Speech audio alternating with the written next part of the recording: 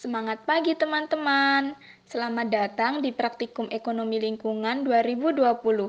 Kali ini kita memasuki acara 1 dengan judul Pengukuran Ekonomi Terhadap Kelangkaan Sumber Daya Alam. Dilihat dari judulnya, di sini kita akan berbicara mengenai sumber daya. Apa sih sumber daya itu? Nah, simpelnya, sumber daya adalah sesuatu yang dapat didaya gunakan.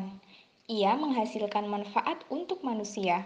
Utamanya sumber daya alam, merupakan unsur penting dalam proses produksi. Ekstraksi sumber daya alam akan menghasilkan income atau pendapatan. Tentu saja, berbagai jenis sumber daya akan dikupas tuntas nantinya dalam kuliah kelas ya, teman-teman. Tapi pemanfaatan sumber daya yang berlebihan itu kan dapat merusak alam. Benar kan teman-teman? Lalu bagaimana ya? Itulah pentingnya kita belajar tentang ekonomi lingkungan, teman-teman. Ekonomi lingkungan adalah ilmu yang mempelajari kegiatan manusia dalam memanfaatkan lingkungan sedemikian rupa sehingga fungsi atau peran lingkungan dapat dipertahankan atau bahkan dapat ditingkatkan dalam penggunaannya untuk jangka panjang. Tapi masih bingung nih gimana cara memulai belajar tentang ekonomi lingkungan.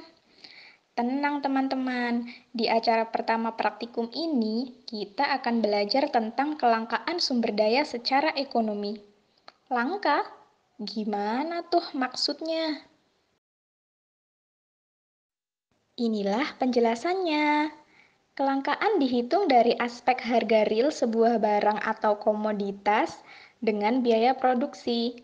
Kapan dikatakan langka?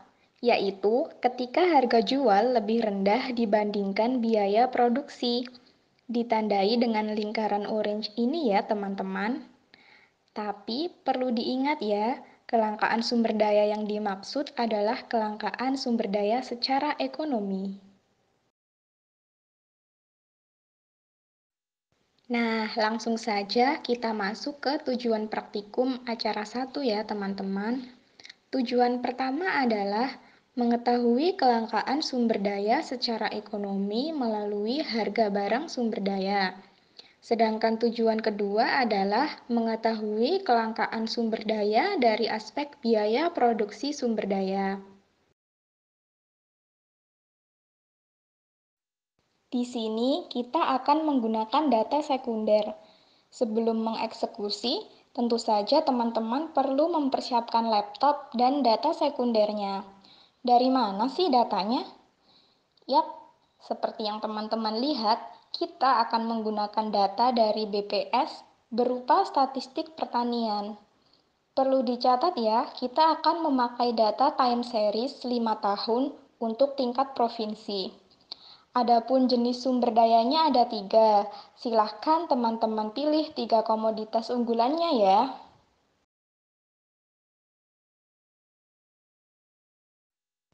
And then, kita masuk ke tahapan-tahapan praktikumnya. Secara singkat, teman-teman perlu untuk menyiapkan harga real dan biaya produksi tiap komoditas. Nantinya, data harga-harga tersebut disajikan dalam bentuk tabel. Selanjutnya, teman-teman juga harus membuat grafik dari komponen harga tiap komoditas tersebut. Lalu, analisislah. And tara, output kita ada 2 ya teman-teman. Pertama dalam bentuk tabel dan kedua dalam bentuk grafik. Tentu saja ada 1 macam tabel yakni tabel data harga dan ada 3 macam grafik yakni grafik komponen harga untuk 3 komoditas. Thank you for watching teman-teman. Selamat mengerjakan ya. Apabila ada pertanyaan dan kesulitan, silahkan didiskusikan saat praktikum.